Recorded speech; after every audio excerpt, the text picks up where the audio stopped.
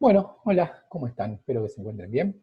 Eh, bueno, continuamos con el texto de Romero, el empate. Vamos a ver si ya podemos ir concluyendo. ¿Sí? Seguramente vamos a concluir hoy. ¿Sí? Después les digo cómo vamos a continuar. ¿Sí? Terminamos la clase anterior sobre sí, la cuestión del stop and go. ¿Sí? Ahora, eh, sobre la cuestión del stop and go, ¿sí? Dimos ejemplos, ¿sí? Con el plan de estabilización, ¿sí? Los efectos del plan tenía que ver, ¿se acuerdan? Con la reducción del consumo, la merma, bueno, todos los efectos que vimos acá para iniciar por eso dice nuevo ciclo de expansión, el GO, ¿sí? Por eso habíamos hablado de stop and go y después otro ciclo, por eso dice nuevo ciclo, ¿sí? Como que la economía argentina muchos, lo dije creo que hasta el día de hoy, por momentos entra en esta cuestión de stop and go, stop and go, stop and go, entonces hace como que la economía en realidad no tenga un avance sostenido, digamos, en el tiempo. ¿Sí? Bien, nos quedan, la verdad, pocas cosas, ¿sí? Así que vamos a tratar de acelerar. Eh, esta tiene que ver con el... Dijimos que Argentina ahí...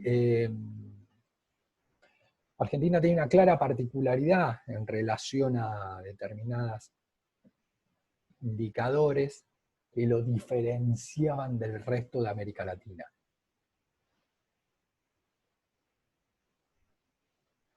y que acercaban al país a determinados niveles de vida europeos. ¿Sí? Había determinados indicadores que acercaban más a la Argentina a un país europeo que a un país latinoamericano. Uno de ellos era la presencia de la clase media, ¿no? Sobre todo, no, hay que ver Estados Unidos. Estados Unidos de ese momento también, sí, digamos que Estados Unidos de ese momento también, de ahora no, pero de ese momento también, Europa, era como, eran países donde, capitalistas, obviamente, pero donde existía como una distribución de la riqueza bastante equitativa, ¿sí? Y donde la clase media tenía una presencia muy importante, ¿sí? Es decir, como que no eran sociedades polarizadas. Cuando quiero decir sociedades polarizadas, donde vos tenés, bueno, pocos que tienen mucho y muchas personas que prácticamente no tienen nada. Y como que en el medio no hay nada, ¿no? Sino que eso era algo bastante latinoamericano, ¿sí? Donde había países donde, sobre todo los que controlaban los recursos agrícolas, tenían gran poder económico, obviamente eso trasladaba a poder político, ¿sí? Y después toda la masa trabajadora que estaba como a la deriva. Argentina era bastante particular en ese sentido, porque fue gestando, incluso hasta uno puede decir desde el modelo agroexportador, esto sí que es una gran particularidad, porque Argentina incluso con modelo agroexportador dio cierto impulso a la clase media, que después con el ISIS se continuó acrecentando, y la Argentina de los 60 era un país con una fuerte presencia de clase media. ¿Sí? Y esto era un indicador más propio, la existencia de una clase media numerosa. Lo acercaba más a ser un país europeo e incluso estadounidense de ese momento que latinoamericano. Acá le puse fotos de ese momento, ¿sí? Busqué fotos de esa clase media, no, no es mi familia, por lo aclaro. Pero para que también vean cómo se vestían y bueno, fíjense la presencia de lo familiar, ¿no? Eh, sí, raro que no hay chicos en esta foto, ¿no? Algo que para nosotros es más común. Era la mesa de los grandes, tal vez después hablamos de eso, ¿sí? Eh, el continente, la presencia de inmigrantes, ¿sí? Creo que esta foto era de japoneses. ¿Sí? Vino con una primera oleada asiática en Argentina en los 60. Eh, Sobre todo me parece que eran japoneses y coreanos, me parece, no estoy seguro. Eh, Circa quiere decir aproximado, ¿sí? De esa clase media.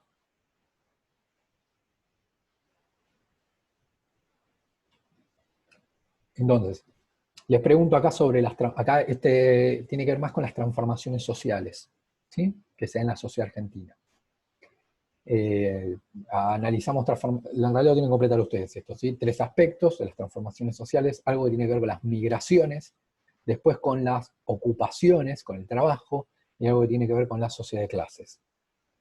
En relación a las migraciones hay un cambio en relación a las migraciones que se dan entre el 30 y el 40, ¿sí? Y las que se comienzan a dar en el 50 y 60. ¿Sí? Ahí hay cambios en la relación de las migraciones. Obviamente la Argentina va a continuar en esos 50 y 60 con un déficit habitacional, lo cual no, para nada surgen, pero sí continúan la presencia de los barrios de emergencia. ¿Sí? Algo que claramente no surge de ahora, sino los barrios más, lo que nosotros denominamos como villas, ¿sí? Esos barrios de emergencia ya existían y en los 50, 60 continuaban. Lo que sí, para muchos, en realidad, la villa de emergencia, como le indica el nombre, de emergencia, era una cuestión transitoria, ¿sí? Era como un lugar de paso, ¿sí? No era un lugar que ahí sí uno mira la diferencia, donde dice, bueno, no es un lugar de paso, ya donde hay generaciones viviendo en ese ambiente tan precario, ¿sí? Pero existía. La otro lado tiene que ver con la estructura ocupacional, sí que pasa con el empleo, hay empleos que tienden a desarrollarse y otros a estancarse, ¿cuáles?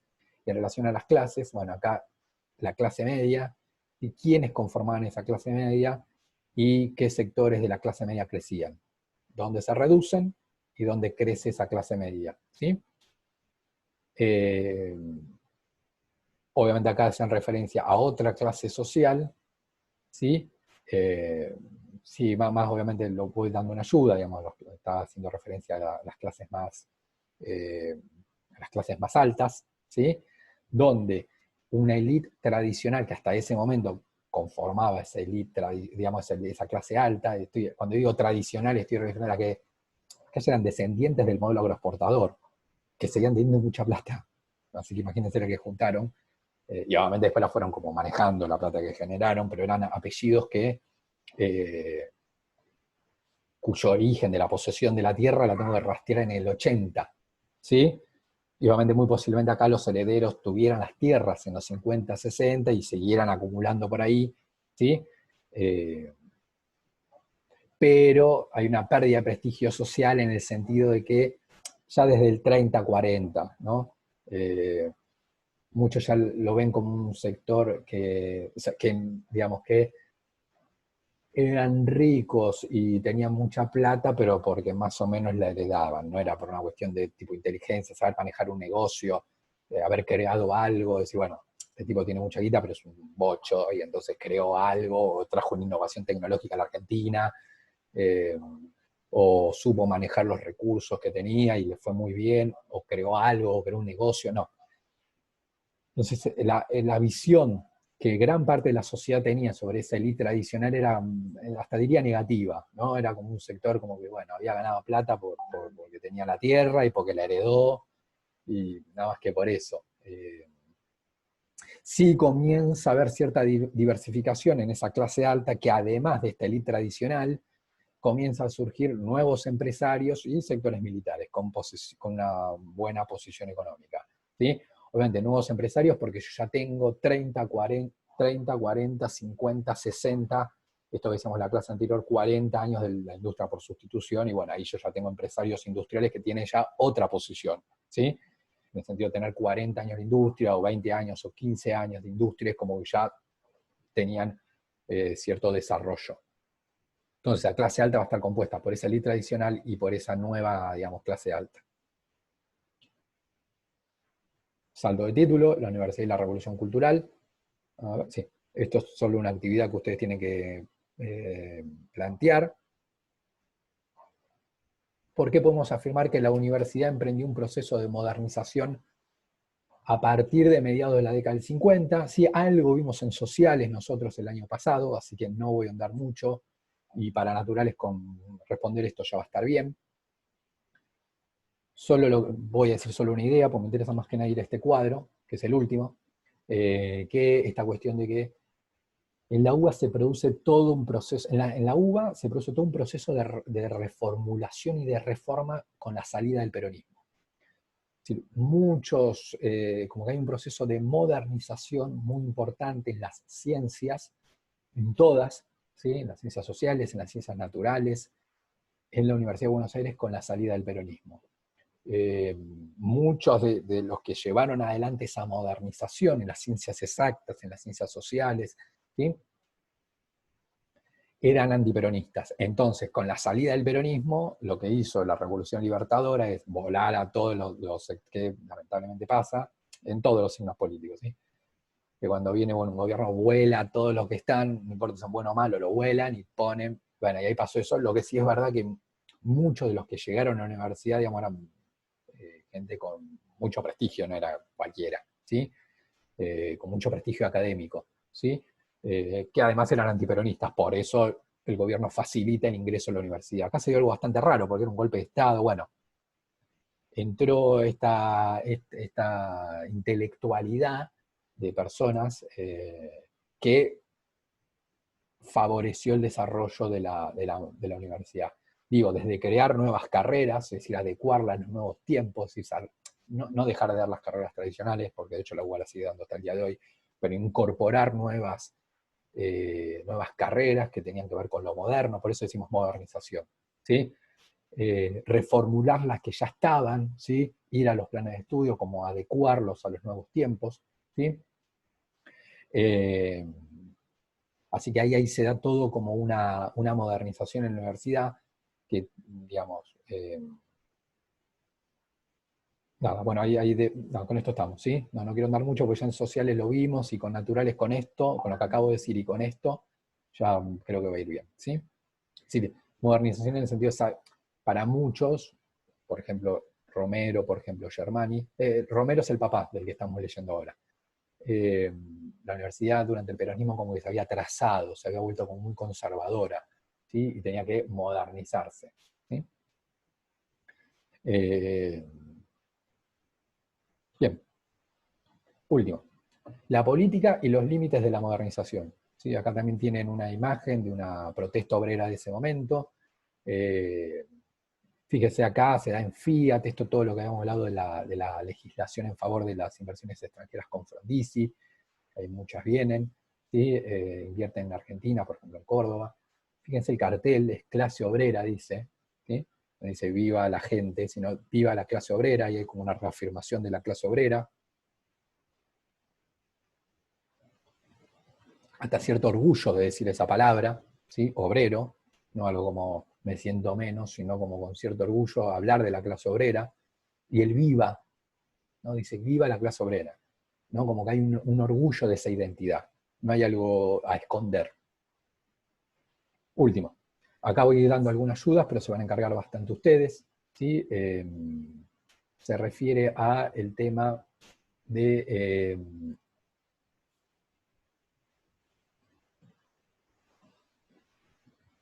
se refiere, a ver una cosita que quiero ver,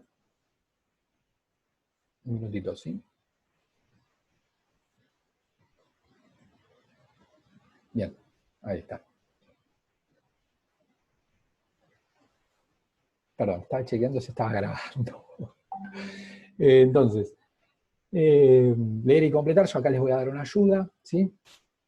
Hay dos cuestiones, sería completar este cuadro, ¿sí? Completar este cuadro y realizar, estoy ahí, creo que terminamos, sí, y ahí terminamos, ¿sí?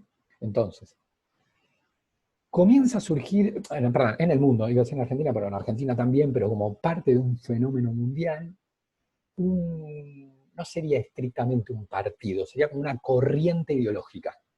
Si tengo que poner un título, sería como una corriente ideológica. ¿Cómo se va a llamar esa corriente ideológica? ¿Cómo se la va a denominar? Nueva izquierda.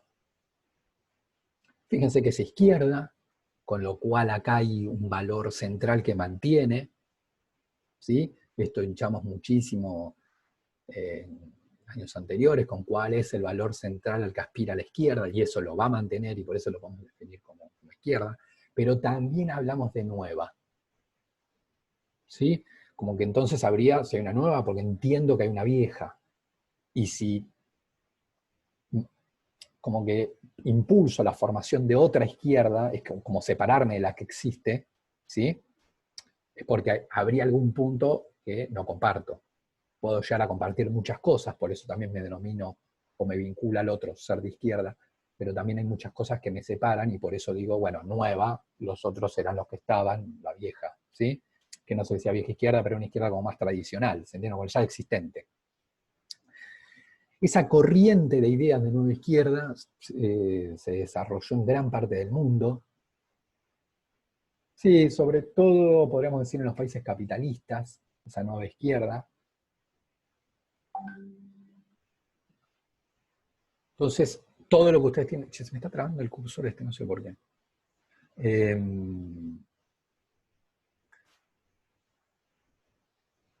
digamos, todo lo que ustedes tienen para completar en este cuadro tiene que ver con la nueva izquierda. ¿Sí? Les pregunto un renglón, dos renglones, ¿sí? Surgimiento, en qué momento surge en Argentina, las influencias teóricas, quién les dan sustento, ahí van a poner muchos nombres que ustedes ya conocen, ¿sí? Hay uno que me interesa, que va a ser el de Sartre, Jean-Paul Sartre, un filósofo, eh, desarrolló su carrera académica en Francia, eh, fue muy conocido en esos 60, y un promotor de la nueva izquierda. Sobre todo lo que él planteaba, me interesa, si no lo dice el texto, por eso lo agrego, es que él comienza a hablar de exactamente era, no me acuerdo exactamente, pero era algo así como no, me sale la moral, pero no era la moral. Bueno, la opción por la moral de las manos sucias, decía él, ¿no? ¿Y qué quería decir esto? ¿No? Decía, bueno, él dice, lo digo porque va a tener mucha repercusión en todo el mundo y en la Argentina bastante. Que él como que hacía como tenía una visión crítica del rol, del papel que tenían los intelectuales en gran parte del mundo. Como que veía a los intelectuales como encerrados en su mundo, y todos los intelectuales, incluso los de ciencias exactas, ciencias naturales, ¿sí? No es que sea algo de los de ciencias sociales, no, de todos, ¿no? Como que estaban encerrados en su mundo y en escribir y en estudiar y en la biblioteca, y que estaba fantástico, obviamente, porque para eso es un intelectual y de eso el mundo depende mucho, pero como que estaban muy desconectados de la realidad de sus países. Y ahí había un tema, como que vos, no sé, podés ser el mejor matemático, ¿sí? Del mundo, pero si vos estás desconectado de tu realidad, ¿hasta dónde vos vas a poder realmente generar una transformación?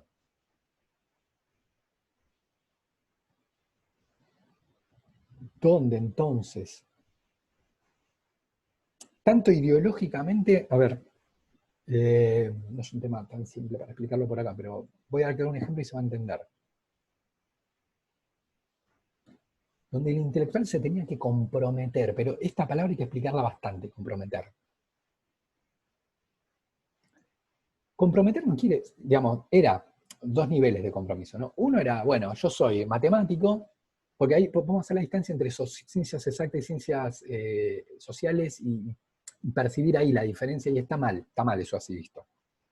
Porque uno dice, bueno, en ciencias sociales uno se tiende a comprometer porque se habla de política, economía, y el otro, el matemático no, y entonces, ¿cómo se compromete? Bueno, así visto está mal. En realidad está mal en términos de cómo quería verlo Sartre. El punto es tu compromiso, que hay un primer nivel de compromiso, es decir, bueno, yo adhiero a tal ideología, ¿sí? Es algo más, si se quiere, como que lo expreso con mi postura, y ahí puedo ser matemático, o puedo ser economista, o puedo ser historiador, o sociólogo,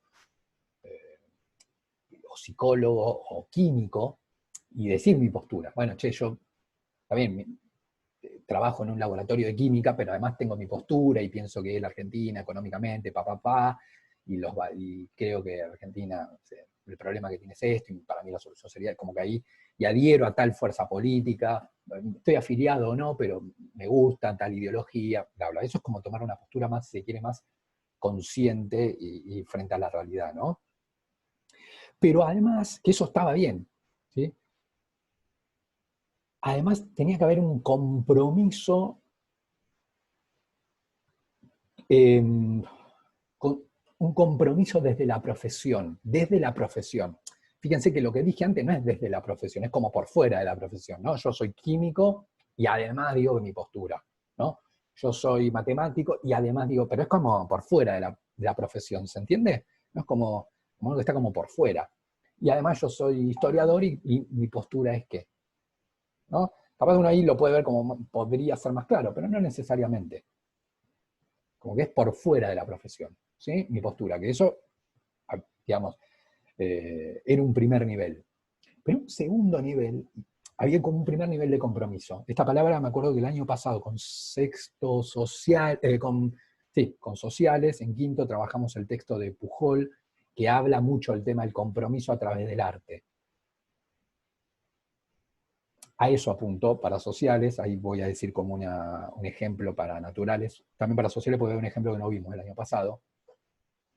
Pero el compromiso, esto de ensuciarse las manos, ahí hay un compromiso en ensuciarse las manos, en ese primer nivel, ¿eh? Ahora paso al segundo, que es el que más me interesa.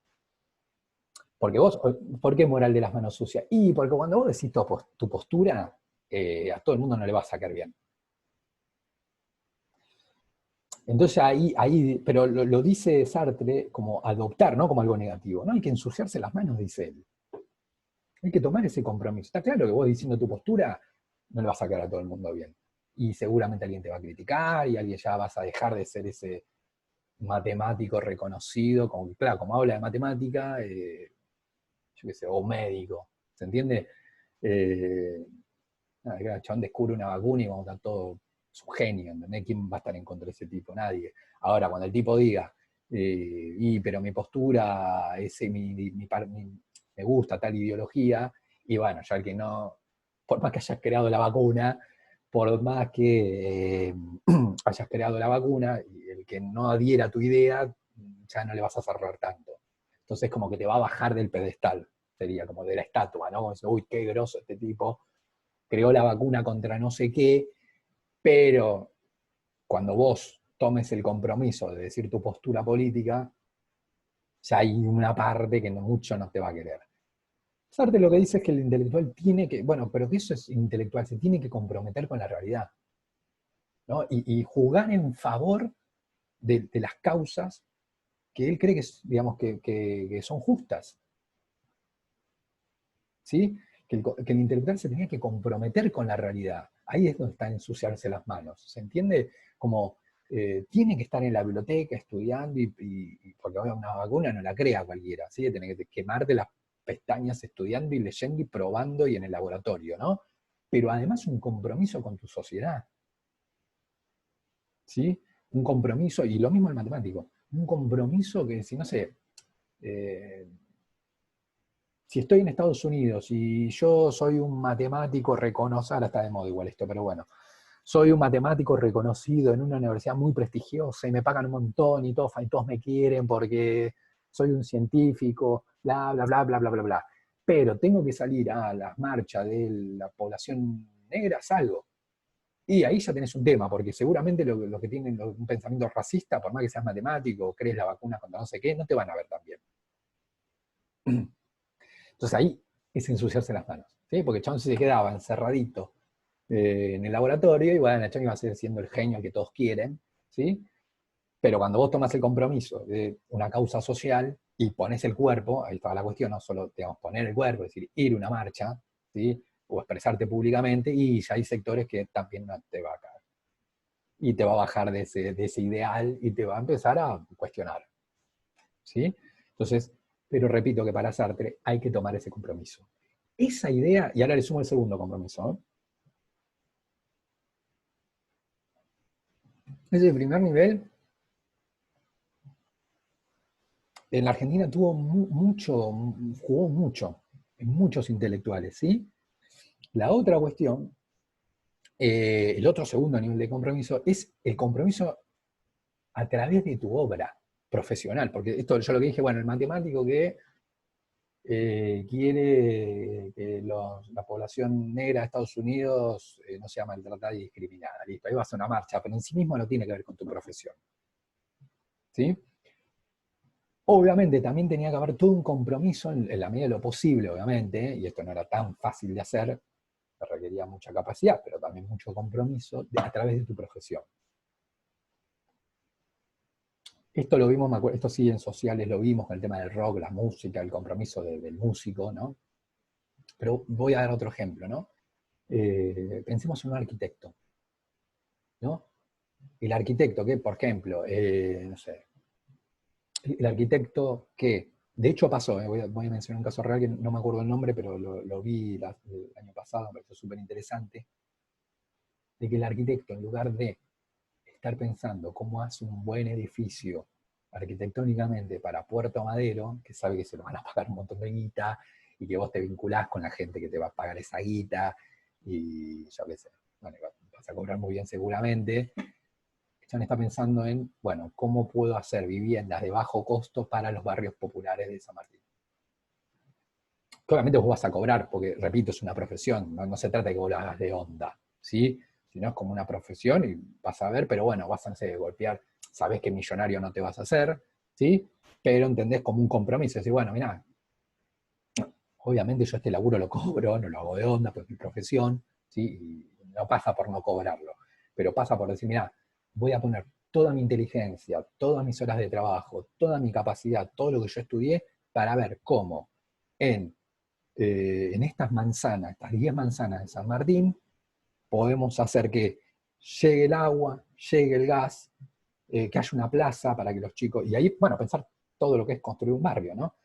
Bueno, una plaza para que los chicos se puedan divertir, dónde es mejor que esté un hospital, dónde es mejor que esté una escuela, cómo van a ser las calles, los accesos, para que pueda entrar una ambulancia y si hay algún enfermo, poder entrar a la ambulancia y llevarlo al hospital, cómo vamos a diseñar las casas, ¿sí? Yo qué sé, ahora podría decir, bueno, vamos a ver si le podemos poner paneles solares, así las familias no gastan tanto en energía y ya que son familias de bajos recursos, no gastan plata en energía, sino que la cuestión de y un reservorio de agua para que con el agua de lluvia la gente en el inodoro utilice el agua de lluvia, entonces no gasta agua y como es gente, digamos, de bajos recursos, le ahorro también el tema de energía y le ahorro el tema del agua, ¿sí? Fíjense, ahí es como toda una mente, en lugar de estar pensando cómo hago un edificio en Puerto Madero y me lleno de guita con eso, para vendérselo a Messi, ¿sí? O a un gran empresario, yo me comprometo con esa gente y comienzo, a través de mi profesión, adquiero un compromiso. Fíjense que eso es diferente al otro, al primer compromiso. Pero ahí hay un compromiso muy potente a través de mi profesión. Entonces, en los dos niveles de compromiso, ahí jugaba el intelectual, digamos, la persona que tenía cierta preparación, digamos, obviamente, porque todo eso, para hacer el barrio este, yo digo, vos tenés que haber estudiado arquitectura y tenés que tener conocimientos y saber manejar la cosa, no lo hace cualquiera, ¿sí? Está como tu compromiso, diciendo, bueno, en lugar de diseñar lo otro, me pongo a laburar con esto, ¿sí? Repito, no se trata de una obra de calidad, porque no se trata de que el tipo la haga gratis, ¿no? Pero fíjense que ahí hay una decisión política. Ahí hay una decisión política. La decisión política no es solo a qué partido voto, que lo es, pero no es solo eso. ¿Sí?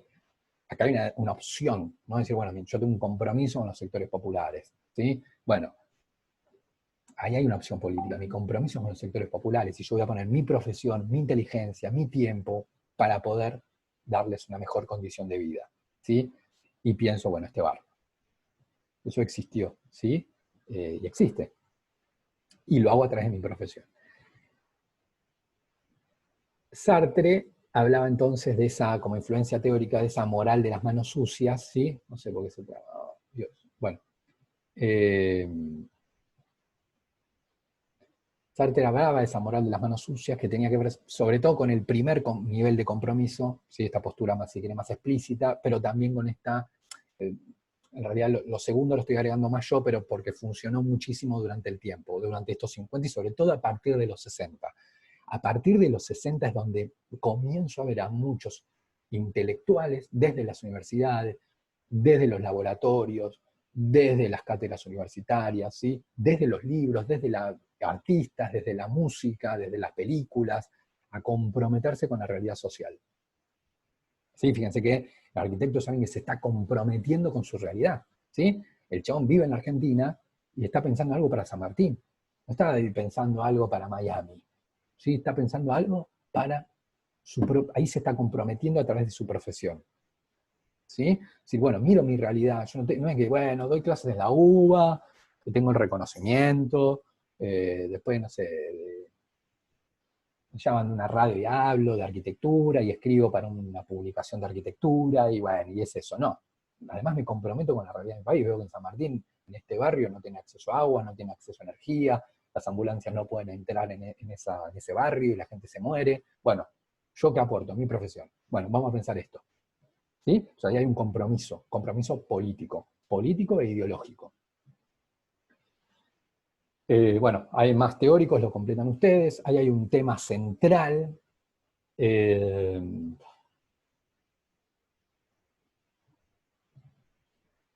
bien, hay un tema central y ahí es donde sí, el tema central se vincula con la teoría. ¿Sí? Obviamente la teoría que promueve, vamos a poner más simple, que es la teoría de la dependencia. Promueve en el sentido que adhiere a la teoría de la dependencia, pero obviamente no es que están... ¿Se acuerdan de la teoría de dependencia? Ya le expliqué cuando hablamos de la teoría de la modernización. Obviamente, por las van a hagan el moco de decir que obviamente no están de acuerdo en que los países del tercer mundo sean dependientes, todo lo contrario, todo lo contrario. ¿Sí? Ven esa dependencia del tercer mundo en relación al primer y segundo mundo y lo que quieren es cortar con esa dependencia. ¿Sí? De alguna manera quieren cortar. Por eso es que promueven la teoría de la dependencia, pero en el sentido de cortar la teoría de la dependencia, la describía y también una teoría que buscaba como cortar con esos lazos de dependencia. El tema central va a ser el antiimperialismo. El antiimperialismo. Si para muchos de estos intelectuales, tanto de ciencias sociales, pero también como de ciencias exactas, la realidad era que el tercer mundo era un lugar totalmente dependiente y que si bien había adquirido a lo largo del 1800 su independencia política, no era así en términos culturales, no era así en términos donde se escuchaba la música, se vestía, se comía, se veía las películas, se escuchaba, se leía todo lo que surgía en el primer mundo. No era independiente en términos económicos, ¿sí? Donde eran economías totalmente dependientes. Entonces era el momento de cortar esos lazos de dependencia, en términos culturales, en términos... Por eso, bueno, en sociales ya lo sabe, pero lo aclaro en naturales, por ejemplo, comienza a desarrollarse el rock nacional. Rock nacional, con toda la contradicción, ¿no? Porque era un rock, era una música que venía de afuera, pero acá se le busca la vuelta de rock nacional. Había que darle una vuelta, que incluso significó consignar el castellano, que hacer letras que la gente escuchara, entendiera. ¿Sí? Perdón, no, claro, no escuchara, sino entendiera. ¿Sí? En las arquitecturas, algo yo dije cuando hablé, espero que alguno lo haya visto, eh, o alguna imagen de Brasilia, yo estoy ahí cuando hablamos del desarrollismo, también lo expliqué, de generar modelos arquitectónicos propios, no andar copiando las formas de arquitectura europeas. Entonces, el problema era que el tercer mundo, y en este caso Latinoamérica, seguía siendo un dominio imperialista de las potencias, del primer mundo capitalista o incluso de las potencias comunistas. Fíjense, incluso de las potencias comunistas. Por eso que hablo de nueva izquierda. Como que ahí dicen, no, bueno, que ahí medio se comienza a separar de la izquierda tradicional, donde la izquierda tradicional buscaba tener un buen lazo con la Unión Soviética. La nueva izquierda no es que lo rompe, pero tampoco quería ser como un dominio imperialista de la Unión Soviética. Es decir, que si la Unión Soviética dice blanco, en Latinoamérica se hace blanco. Y si la Unión Soviética dice negro, en Latinoamérica se hace negro. No, no importa. Por eso ahí es donde también digo nueva izquierda. ¿Sí? Está buenísimo porque es de izquierda, pero no por eso hay que copiar totalmente lo que haga la Unión Soviética. Como ni hablar tampoco lo que diga Estados Unidos. Por eso su tema central de esa nueva izquierda va a ser cortar los lazos de dependencia. De alguna manera pensar Latinoamérica en términos de autonomía y en términos de soberanía. El tercer mundo tiene que cortar los lazos de independencia para ser soberanos, para ser independientes. Y si hay que estrechar lazos, si hay que vincularse, tiene que ser entre los países del tercer mundo. Porque compartimos la misma realidad de desigualdad, de pobreza, de dependencia. ¿Sí? Entonces, ¿cómo se sale de esto? Bueno, juntos. Bolivia solo no va a salir. Argentina solo no va a salir. Sudáfrica solo no va a salir. Ahora, distinto es que diga toda América Latina, todo África, ¿sí? Vinculándose. Donde tiene que haber vinculaciones en la Argentina, con el resto de Latinoamérica, con otros países del tercer mundo, Argentina. Lo mismo puedo decir de Sudáfrica, de Paraguay, de Venezuela. ¿Sí?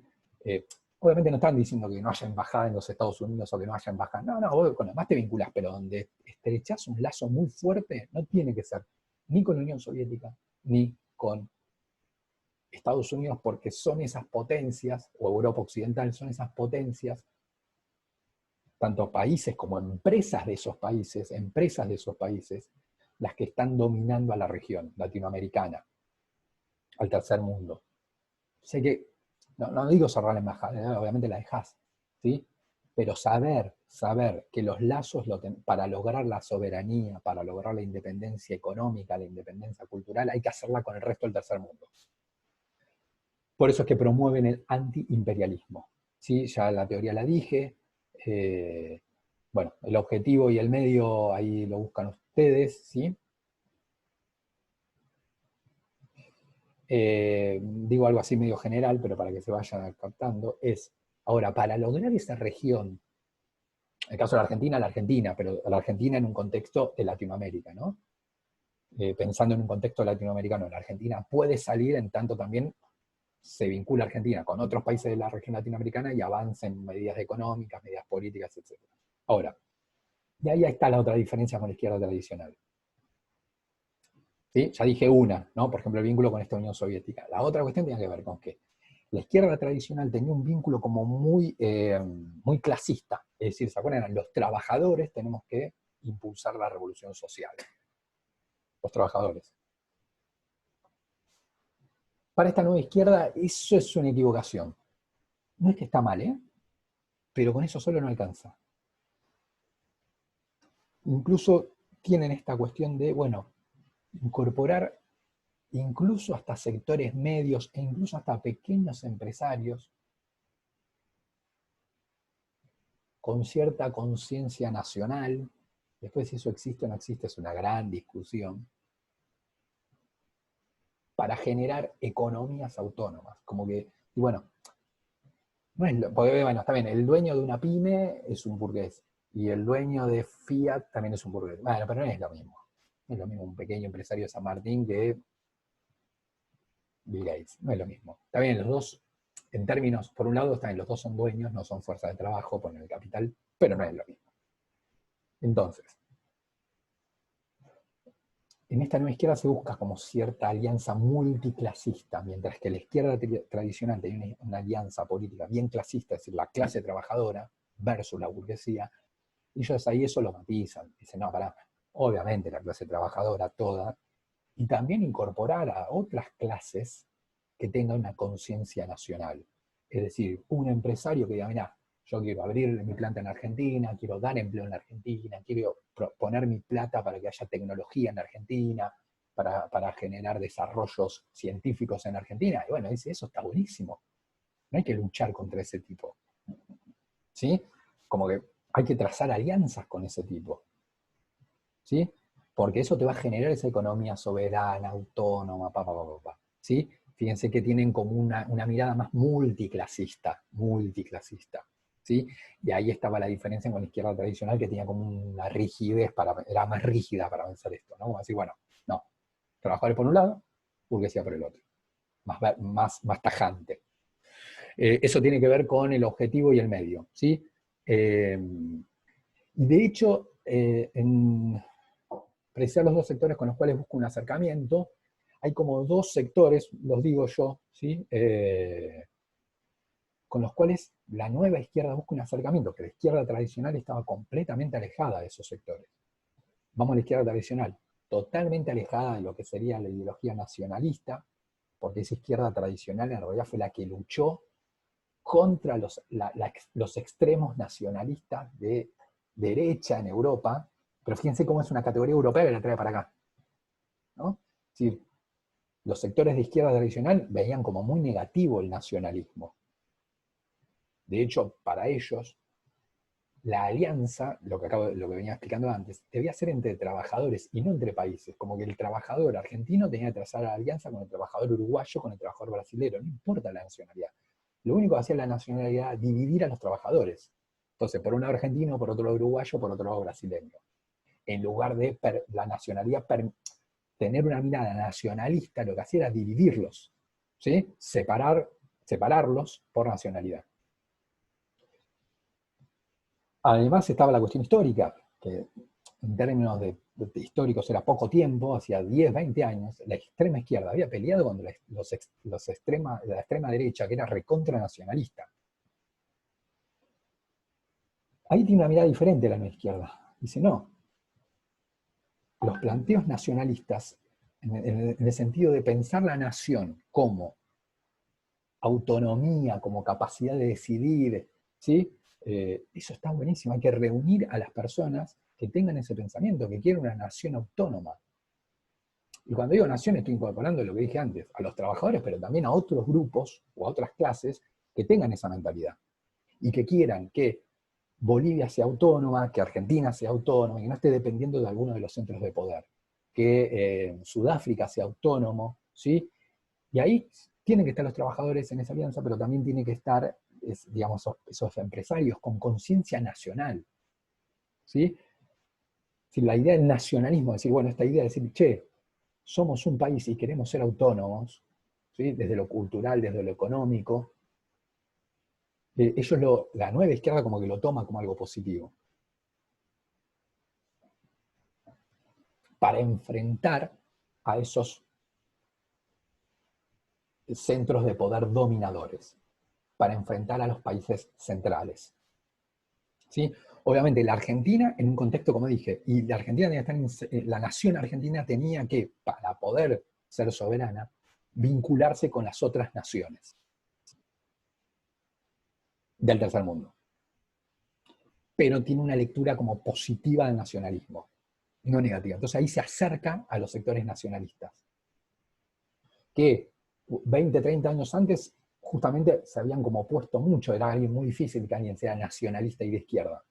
Estoy hablando en el 30, en el 40, en el 10 también, 10, 20, 30, como que eran por dos canales diferentes. Y acá, ojo, la izquierda tradicional sigue existiendo en Argentina y en el mundo. Entonces está la izquierda tradicional y por otro lado está la nueva izquierda. Si no, yo qué sé, alguien que piense que quiere una Argentina autónoma, está bueno, ¿sí? Entonces hay que incorporarlo.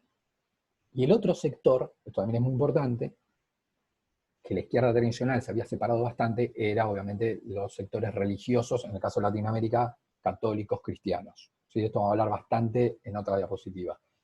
Pero la izquierda tradicional más bien era atea, ¿sí? Hasta incluso había combatido la religión. ¿Sí? La religión era un fenómeno para la izquierda tradicional en el cual como que el ser humano eh, no peleaba por la justicia y por un mundo de bienestar, porque la religión le decía que lo iba a tener, pero en el otro mundo. Entonces, como que lo desactivaba a esa persona. Y como que en realidad la religión lo terminaba como acostumbrando, diciendo, vas a tener otro mundo. Y el otro tipo, no, listo, ya está. Y además mucho no puedo hacer para cambiar mi realidad. ¿Qué puedo hacer? Bueno, ir a rezar. Como que lo terminaba como haciendo pasivo al hombre, la cuestión religiosa. Lo hacía pasivo en relación a los términos sociales, a las transformaciones sociales, ¿sí? Como en lugar de buscar las transformaciones sociales, ¿sí? Ahora, como que el hombre tenía esa sed de justicia, no la perdía, pero la realizaba en el mundo post-muerte. Ahí, porque en realidad, ¿qué es el cielo? Es eso, ¿sí? Donde no va a haber problemas, no va a haber conflictos, ¿sí? Va a ser como todo ideal, ¿no? Va a ser el mundo justo, ¿sí? Eso es el cielo. Bueno, la religión eso te lo daba, pero desactivaba al hombre, como que lo desactivaba en la realidad concreta, en la realidad material. Entonces, por eso la izquierda tradicional tenía como una mirada muy negativa de lo religioso, ¿sí? Donde justamente, aparte de la izquierda está bueno esto, bueno, hagamos la alianza, hagamos una revolución ahora. ¿Sí? Sí, bueno, entonces ahí obviamente era bastante ateo el pensamiento de izquierda tradicional. La nueva izquierda tiene una mirada bastante diferente en ese punto. Primero, tener en cuenta, primero darse cuenta que en Latinoamérica eso era algo propio, era como lo de los nacionalismos. Traer eso acá era como, justamente incluso hasta la izquierda se daba esto del imperialismo. ¿En qué sentido? Decir, bueno, algo que pasa en Europa, porque la izquierda confrontó contra la extrema derecha en Europa, lo trasladamos acá. Entonces acá, para la izquierda, un nacionalista y una de izquierda no pueden convivir ideológicamente. Eso será en Europa. Aquí es otra realidad. La verdad, la Segunda Guerra Mundial no fue acá, fue en Europa. Lo religioso es lo mismo. ¿Sí? Ahí es una categoría que se construyó en Europa y que se quiere traer acá. Muchos, con esto cierro ahí la cuestión religiosa, después lo vamos a ampliar muchísimo, ¿sí? Pero dicen, en Latinoamérica la religión, podemos ver que es verdad que en muchos casos desactiva a las personas, e incluso gente humilde, gente pobre, que en lugar de luchar por sus derechos y por cosas justas, la religión lo termina como adormeciendo, ¿no? Como que la religión lo hace aceptar esa realidad y no transformarla. Esa religión, esa situación. Si el chabón se da cuenta que es algo injusto, pero la religión hace que el chabón acepte esa injusticia. Porque él cree que en un futuro, cuando se muera, Eso es verdad, eso existe. Pero también existe la otra mirada, que es que la religión puede ser el motor a partir del cual ese individuo busque concretar la justicia en este mundo. El disparador que lo ponga en movimiento al tipo, ¿sí? A buscar justicia, a buscar verdad, a buscar el bienestar, ¿sí? Puede ser en este mundo concreto y material, que lo despierta al tipo. Puede ser la religión. Esa es la mirada contraria que había del otro. Entonces, que es a partir de lo religioso que el tipo quiere construir